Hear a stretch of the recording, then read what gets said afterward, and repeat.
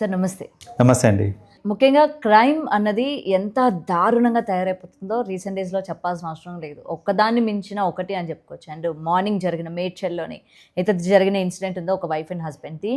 So, అది అనుమానం అని చెప్పలేము. అంటే ఇప్పటివరకు ఏంటంటే పోలీసులు ఇంకా ఇంట్రోగేట్ చేస్తూ ఉన్నారు. మహేందర్‌ని కూడా ఇంట్రోగేట్ చేస్తూ ఉన్నారు.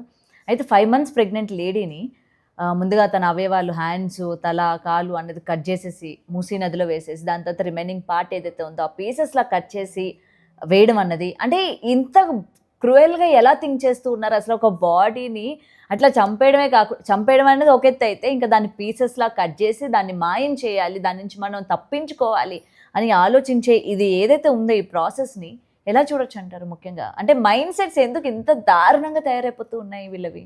ఈ పర్టిక్యులర్ కేస్‌లో ఇంకో వింత ఏంటంటే, ఏదైతే బాడీని నరికి నేను చంపేసాడో, ముక్కు ముక్కలు చేశాడో, అదే బాడీని అతను ప్రేమించి పెళ్లి చేసుకున్నాడు. Right. So that is much more cruel. అంటే ఒక అమ్మాయిని ప్రేమించి ఇంట్లో వాళ్ళని ఎదిరించి పెళ్లి చేసుకొని సపరేట్గా ఉండడం స్టార్ట్ చేశారు వాళ్ళు. అంత లవ్ చేసిన అమ్మాయిని ఇంత కిరాతకంగా చంపాడు అని అంటే నా దాట్ షోస్ ఏ ఇంటెన్సిటీ అనేది జరుగుతుంది బయట, ఏ లెవెల్ ఆఫ్ క్రైమ్ జరుగుతుంది అనేది. సో ఇక్కడ కపుల్ ఆఫ్ రీజన్స్ అండి. అంటే అసలు మైండ్ సెట్స్ ఎందుకు అలా మారిపోతున్నాయి అనే దానికి దెర్ ఆర్ మెనీ రీజన్స్. ఈ పర్టికులర్ కేస్ అనాలిసిస్ చూసుకుంటే కనుక బోత్ సైడ్స్ పేరెంట్స్ వీళ్ళకి సపోర్ట్ లేదండి. అంటే వీళ్ళు లవ్ చేసుకున్నాక ఇంట్లో ఒప్పుకోలేదు అనేసి వీళ్ళు బయటకు వచ్చేసి సపరేట్గా ఉంటున్నారు. సో సపోర్ట్ అనేది బోత్ సైడ్స్ పేరెంట్స్ నుంచి లేదు ఇక్కడ. లేనప్పుడు ఏమైందంటే వీళ్ళు ఆల్మోస్ట్ ఒక 1 year నుంచి కలిసి ఉంటున్నారు. చిన్న చిన్న గొడవలు అవుతూ ఉన్నాయి. చూడండి, చిన్న చిన్న గొడవలు అట్లా ఉన్నప్పుడు అంటే ఇద్దరి మధ్యలో గొడవలు అనేది ఇట్ ఈస్ కామన్. అది ఎవరన్నా కానివ్వండి, అది పేరెంట్స్ టు కిడ్స్ మధ్యలో అవ్వచ్చు, స్పౌస్ మధ్యలో అవ్వచ్చు, ఎవరి మధ్యలోనే అవ్వచ్చు. 2 individuals ఉన్నారు, కలిసి ఉంటున్నారు అని అంటే గొడవలు కామన్. వాళ్ళకి సర్ది చెప్పేవాళ్ళు లేరు ఇప్పుడు ఇక్కడ. రైట్. సో సర్ది చెప్పేవాళ్ళు లేకపోవడం వల్ల ఏంటంటే చిన్న చిన్న గొడవలు అదేంటంటే పెద్దగా అయిపోవడము, ఆర్ వాళ్ళకి ఎవరు నచ్చ చెప్పేవాళ్ళు లేకపోవడము, ఇలాంటి వాటి వల్ల ఏంటంటే వాళ్ళు కలిసి ఉన్నారు 1 year, కానీ ఈ 1 yearలో కూడా మళ్ళీ కొన్ని రోజులు కలిసి ఉండడము, కొన్ని రోజులు సపరేట్గా ఉండడము, ఇలాంటివి కూడా జరిగినాయి అనమాట. సో ఇప్పుడు అల్టిమేట్లీ ఏంటంటే సర్ది చెప్పేవాళ్ళు లేకపోవడం వల్ల వీళ్ళ గొడవలు అనేది ఒక పీక్ లెవెల్లోకి వెళ్ళిపోయినాయి.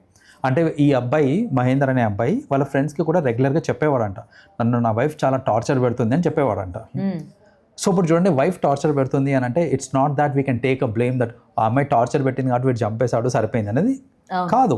ఎందుకనంటే టార్చర్ పెడుతున్నాడంటే వీడు ఏదో చేస్తుండొచ్చు కదా, దానివల్లనే టార్చర్ పడుతుంది. So at the end of the day wife and husband అబ్బా, మేబీ ఫైనాన్షియల్ గా కావచ్చు, వాడు జాబ్కి వెళ్ళకపోయి ఉండొచ్చు, ఇవన్నీ ఎందుకంటే సపరేట్ గా ఉంటున్నారు కాబట్టి. సో అంటే లవ్ చేసుకున్నప్పుడు ఈ టార్చర్ ఉండదు, ఎందుకంటే అందరూ సపరేట్గా ఇండిపెండెంట్గా ఉంటున్నారు. ఇప్పుడు పెళ్లి చేసుకున్నాక ఒక ఇంట్లో ఉన్నప్పుడు ఏంటంటే తప్పవు ఇట్లాంటివి. ఎందుకనంటే ఒకళ్ళ మీద ఒకరికి ఎక్స్పెక్టేషన్స్ ఉంటాయి, ఒకళ్ళ టైం ఒకరికి కావాలి. టైం మాత్రమే కాదు, ఇప్పుడు పూట గడవాలన్నా లేకపోతే ఫ్యూచర్ ప్లానింగ్ చేయాలన్నా ఒక లెవెల్ ఆఫ్ సీరియస్నెస్ అనేది ఉంటుంది. అలాంటప్పుడు ఖచ్చితంగా ఇలాంటి ప్రెషర్స్ అనేది ఉంటాయి.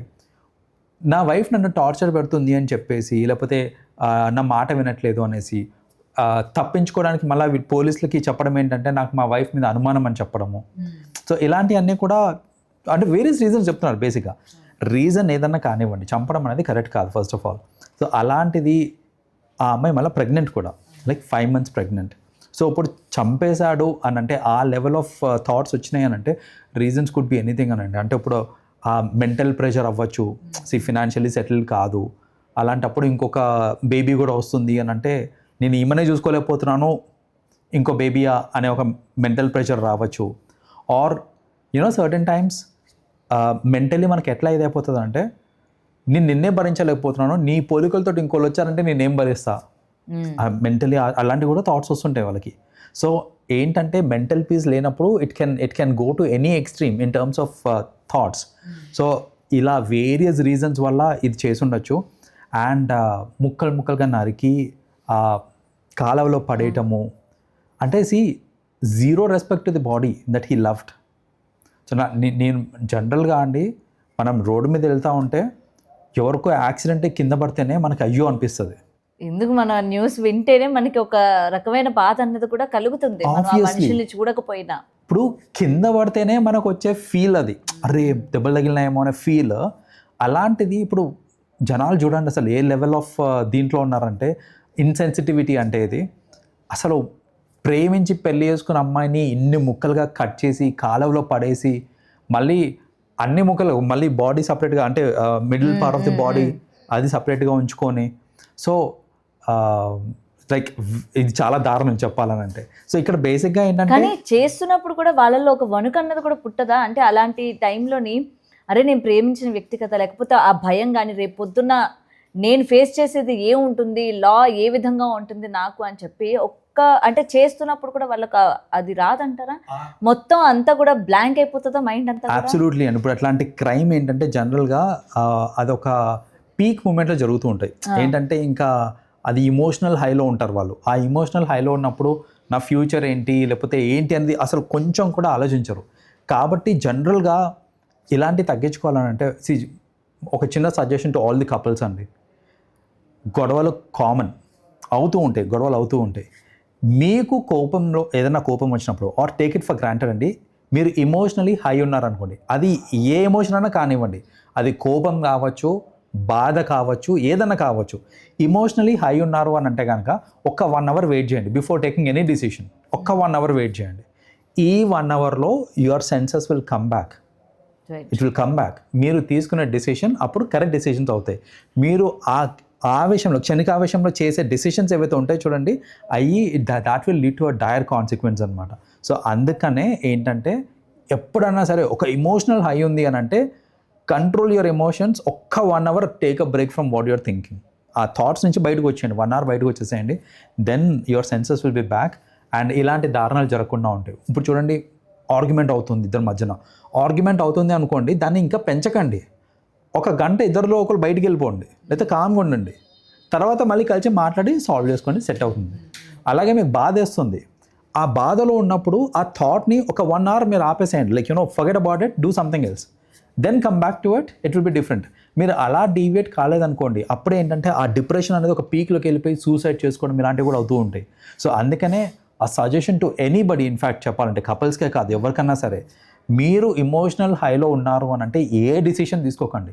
కొందరు ఇమోషనల్ హై అంటే ఈవెన్ హ్యాపీనెస్ కూడా, మీరు ఎక్స్ట్రీమ్లీ హ్యాపీ ఉన్నప్పుడు కూడా ఏ డిసిషన్ తీసుకోండి. కొన్నిసార్లు చూస్తుంటాను నేను, ఎక్స్ట్రీమ్లీ హ్యాపీ ఉన్నప్పుడు వాళ్ళు కొన్ని ప్రామిసెస్ చేసేస్తారు, ఆ ప్రామిసెస్ని ఫుల్ఫిల్ చేసుకోలేక మళ్ళీ తర్వాత కష్టపడతా ఉంటారు అనమాట. సో దట్స్ ద రీజన్ ఏంటంటే ఎప్పుడన్నా సరే ఇమోషనల్ హై ఉన్నప్పుడు no decision making should be done.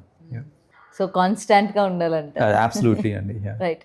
And ఇవన్నీ చూసిన తర్వాత బేసిక్గా అసలు బాబోయ్ పెళ్ళి చేసుకోవాలంటే కూడా చాలామంది భయపడుతున్న పరిస్థితులు కనిపిస్తూ ఉన్నాయి. ఐదర్ ఇట్ ఈస్ లేడీస్ కావచ్చు, జెంట్స్ కావచ్చు. వాట్ హ్యాపెన్స్ నెక్స్ట్ అంటే ఎవరి మైండ్ సెట్ ఏ విధంగా ఎప్పుడు మారిపోతుందో, ఎంతో ప్రేమించి పెళ్లి చేసుకునే వ్యక్తి కూడా ఎండ్ ఆఫ్ ద డే మనం చూస్తున్నాం ఎలాంటి పరిస్థితులు చోటు చేసుకుంటున్నాయో. సో ఇలాంటప్పుడు కూడా ఎలాంటి స్మాల్ సజెషన్స్ పెళ్ళికంటారా? సో నేనేం సజెస్ట్ చేస్తానంటే, పెళ్ళి అనేది ఇట్స్ అ సిస్టమ్ అండి. It's a system. రైట్. నాకు అది సూట్ అవుతుందో ఇలా మీరు చెక్ చేసుకోండి ఫస్ట్. ఎందుకంటే పెళ్ళి అంటే బాధ్యతలు ఉంటాయి, గొడవలు ఉంటాయి, రెస్పాన్సిబిలిటీస్ తీసుకోవాలి, కేర్ తీసుకోవాలి, లవ్ అని దెర్ ఆర్ మెనీ ఎలిమెంట్స్ అండి. ప్రతి దానికి పాజిటివ్ ఉంటుంది, నెగిటివ్ ఉంటుంది. మ్యారేజ్ కూడా అంతే. It's a double sworded this thing element, right? So ఇప్పుడు ఏంటంటే బేసిక్గా ఈ పెళ్ళి అనేది, ఎస్ నేను రెస్పాన్సిబిలిటీ తీసుకోగలుగుతాను. ఒక అమ్మాయి ఉందంటే నేను కేర్ తీసుకోగలుగుతాను. ఆ అమ్మాయి నన్ను తిట్టిందంటే నేను పడగలుగుతాను. వైస్ వర్సా, ఒక అబ్బాయి నన్ను తిట్టినా నేను పడగలుగుతాను. వాడు చేసే నేను భరిస్తాను. ఇవన్నీ okay, because we have to form a family. It should be a support system అనే థాట్ ప్రాసెస్లో మీరు ఉన్నారు అని అంటే కనుక పెళ్ళి చేసుకోండి. నా వల్ల కాదు ఇవన్నీ, నేను I'm happy the way I'm, let us experiment అనే థాట్లో ఉన్నారంటే పెళ్లి చేసుకోకండి, ఎక్స్పెరిమెంట్ చేయకండి. ముందైతే వెళ్దాం తర్వాత చూద్దాంలే అనే దీంట్లో ఉండదు. No, never do that. అంటే పెళ్లి రెండు ఒకటే ఆలోచించినప్పుడు it should be in line with it. And also finding the right partner is very important అండి. Like only when I understand that okay, మా మైండ్ సెట్స్ మ్యాచ్ అవుతున్నాయి, మా థాట్ ప్రాసెస్ మ్యాచ్ అవుతుంది, మా బిహేవియర్స్ మ్యాచ్ అవుతున్నాయి, మేమిద్దరం కలిసి ఉండొచ్చు, ఎక్కువ ప్రాబ్లమ్స్ ఖచ్చితంగా వస్తాయి బట్ ఎక్కువ రావు అని మీకు కాన్ఫిడెన్స్ వచ్చింది అని అంటే పెళ్ళి చేసుకోండి. లేదో అబ్సల్యూట్ స్ట్రేంజర్ అంటే కరెంట్ మన చూసుకుంటే కనుక I'm not against this arrange marriage system, but what I'm trying to say is arrange మ్యారేజ్లో కూడా టైం ఇవ్వండి అంటున్నాను నేను. At least to know the other person time ఇవ్వండి. టైం ఇచ్చి అండర్స్టాండింగ్ వచ్చింది, yes is arrange right marriage person లో అంటే. ఏంటంటే అన్ని టకా టకా టకా అయిపోవాలి, మనకి ఆ వ్యక్తి గురించి పూర్తిగా తెలియదు, వాటి ఇష్టాలు తెలియదు. Right, yeah. So and arrange మ్యారేజ్లో కూడా జనరల్గా అంటే వాళ్ళ పేరెంట్స్ చేసే ఒక మిస్టేక్ ఏంటంటే టైం ఇవ్వరు. అవును, ఇప్పుడు నేనేమన్నాను, అరేంజ్ మ్యారేజ్ మంచిదే, చేసుకోండి అరేంజ్ మ్యారేజ్, కాకపోతే లెట్ దెమ్ టాక్ ఫస్ట్, వాళ్ళని మాట్లాడుకొనివ్వండి, కొంచెం టైం ఇవ్వండి, ఒకరి గురించి ఒకళ్ళు అర్థం చేసుకొని ఇవ్వండి. ఈ టైం ఇవ్వకుండా చాలామంది పేరెంట్స్ భయపడేది ఏంటంటే వీళ్ళు మాట్లాడుకోవడం స్టార్ట్ చేశారంటే విడిపోతారు, కొట్టుకుంటారు, అవును, ఒకరి గురించి ఒకరు నిజాలు తెలిసిపోతే పెళ్ళి కాదు. వాళ్ళు ఏంటంటే ఎంతసేపు ఈ పెళ్ళి కంప్లీట్ చేద్దామనే థాట్లోనే ఉంటారే తప్ప అసలు ఈ పెళ్లి చేస్తే వాళ్ళు హ్యాపీగా ఉంటారా, వాళ్ళకి ఈ పొద్దున వీళ్ళు కలిసి ఉంటారా లేదా అన్న విషయాన్ని బట్టి దాన్ని పట్టించుకోరు. సో అందుకని ఏంటంటే టైం ఇచ్చారనుకోండి, అట్లీస్ట్ వాళ్ళు ఆలోచించుకొని వాళ్ళు ఓకే చెప్పిన తర్వాత పెద్దల రెస్పాన్సిబిలిటీ ఏంటంటే పెళ్లి చేయడము. అంతేగాని అదేదో నా బాధ్యత నేను వాళ్ళ పెళ్లి చేస్తే నా బాధ్యత తీరిపోతుంది అనేసి హడావిడిగా చేసేయటము, వాళ్ళని కలవనీయకపోవడము, మాట్లాడనీయకపోవడము, ఇలాంటివన్నీ చేసి పెళ్ళైన తర్వాత వాళ్ళిద్దరికి సెట్ అవుతలేదని తెలిసిందనుకోండి, అది ఇంకా పెద్ద లాస్ కదా. అవును. సో అందుకనే బెటర్ ఏంటంటే మ్యారేజ్ అంటే లాట్ ఆఫ్ ఎలిమెంట్స్ ఉంటాయి, దాని గురించి కరెక్ట్గా అండర్స్టాండ్ చేసుకొని యా ఇది నాకు సెట్ అవుతుంది అని అనుకుంటే please get married, invite me also. లేదు ఇది నాకు సెట్ కాదు అని అంటే ఫైన్, యునో స్టే వే, లైక్ ఎలాగో మీరు హ్యాపీగానే ఉన్నారు కదా ఇండివిజువల్గా ఉండి, so continue the same. Right, thank you sir. For more videos like this, subscribe Big TV channel.